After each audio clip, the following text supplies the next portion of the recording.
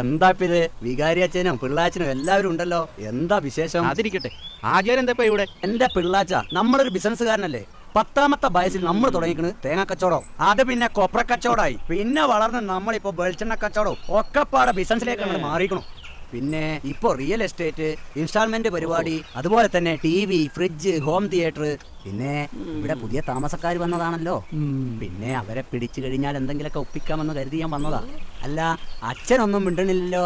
ഞാൻ കർത്താവിന്റെ സ്വർഗരാജ്യത്തെ കുറിച്ച് ചിന്തിക്കുകയായിരുന്നു. അല്ല പിള്ളാച്ച, നിങ്ങളുടെ പിള്ളയല്ലേ ഇത്?